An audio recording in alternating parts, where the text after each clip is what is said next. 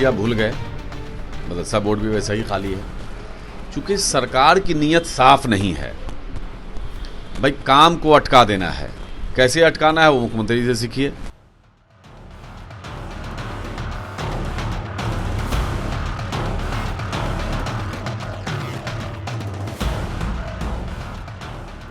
मैं हूं सीमाब, आप न्यूज़ फॉर नेशन देख रहे हैं। बिहार विधानसभा चुनाव के बाद से ही लगातार जनता दल यूनाइटेड अल्पसंख्यकों के बीच जा रही है।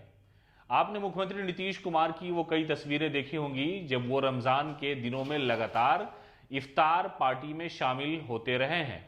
कल्याण मंत्री जमा खान के अलावा जेडीयू के एमएलसी गुलाम गौस और अंजुमन इस्लामिया हॉल में उद्योग मंत्री शाहनवाज हुसैन की तरफ से आयोजित की गई इफ्तार पार्टी में मुख्यमंत्री नीतीश कुमार ने शिरकत की। इसके अलावा कई ऐसे मज़ार हैं जहां मुख्यमंत्री नीतीश कुमार पहुंचे और सियासी तौर पर लोगों का यह कहना है कि शायद वो अल्पसंख्यकों को रिझाने का प्रयास कर रहे हैं, इसलिए मुसलमानों के ज्यादातर प्रोग्राम में मुख्यमंत्री नीतीश कुमार शिरकत कर रहे हैं। लेकिन उन सबसे अलग हट करके मुसलमानों के लिए नीतीश कुमार ने अब तक क्या किया है, किस तरह का निर्णय लिया है, इसको लेकर के जदयू के कई सारे दावे हो सकते हैं, लेकिन जो हकीकत है वो आपके सामने आज हम लाने जा रहे हैं।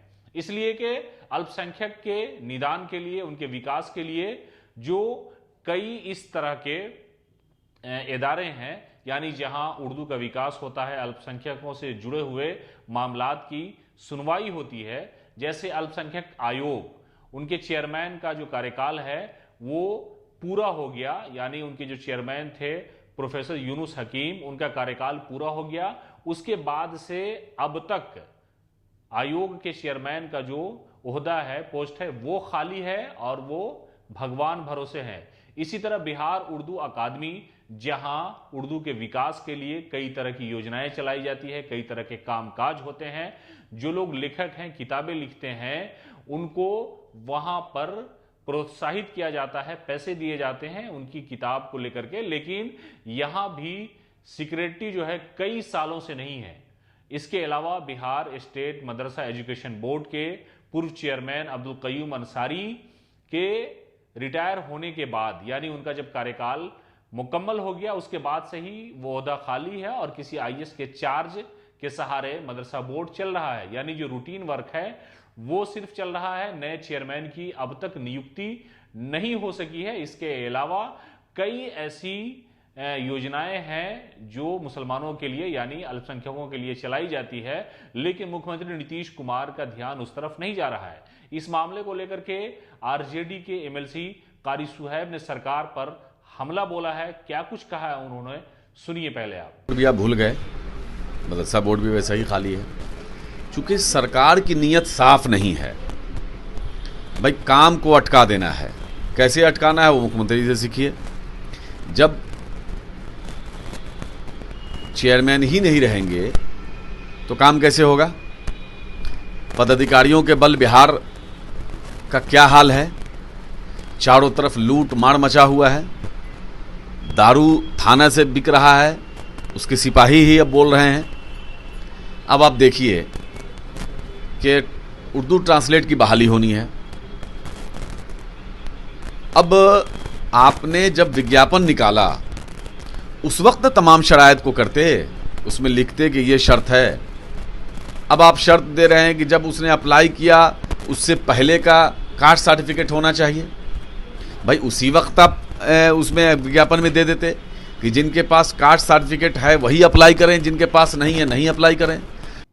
तो कुल मिलाकर के सरकार की जो पॉलिसी है उसको लेकर कई ऐसे इदारे हैं, कई ऐसा आयोग है जहां माइनॉरिटी के मामलों को लेकर के सुनवाई होती है। उसमें सबसे बड़ा अल्पसंख्यक आयोग है, जहां मुसलमानों पर किसी तरह की कोई ज्यादती हो या प्रशासनिक हो या कोई माहौल खराब करने का प्रयास किया जाए तो इस आयोग में लोग संपर्क करते हैं, आवेदन देते हैं और वहां मामला सुलझाया जाता है। जिला मजिस्ट्रेट से लेकर के पुलिस सुपरिटेंडेंट तक को चेयरमैन के द्वारा खबर की जाती है, उनसे जवाब तलब किया जाता है। लेकिन वहां भी चेयरमैन का ओहदा काफी दिनों से खाली है। इसके अलावा बिहार बोर्ड के जो बिहार स्टेट मदरसा एजुकेशन बोर्ड के चेयरमैन का ओहदा वो भी खाली है, बिहार उर्दू एकेडमी के सेक्रेटरी का ओहदा वो भी खाली है। तो कुल मिलाकर के मुख्यमंत्री नीतीश कुमार हाल के दिनों में मुसलमानों के कई प्रोग्राम में कई बड़े बुजुर्गों के मजार पर जाते रहे हैं, लेकिन शायद उनका ध्यान इस तरफ नहीं है। हालांकि विपक्षी पार्टियां जो है वो लगातार मुख्यमंत्री नीतीश कुमार पर हमलावर रही है। वो कहती रही है कि ये सिर्फ लुभावने वादे करते हैं, लेकिन हकीकत में कुछ नहीं किया जा सकता। लेकिन आप देख सकते हैं कि आप मुख्यमंत्री नीतीश कुमार हज भवन पहुंचे थे, जहां हाजियों की दुआ में शामिल हुए। इसके अलावा कई मज़ार पर वो पहुंचे थे, बिहार शरीफ गए और लगातार जो दावत इफ्तार का आयोजन किया गया था उसमें मुख्यमंत्री ने बिला नागा शिरकत की। लेकिन सवाल ये खड़ा होता है कि क्या इस तरह की दावत खा लेने से विकास अल्पसंख्यकों का संभव है? इस पर आरजेडी ने भी हमला किया है।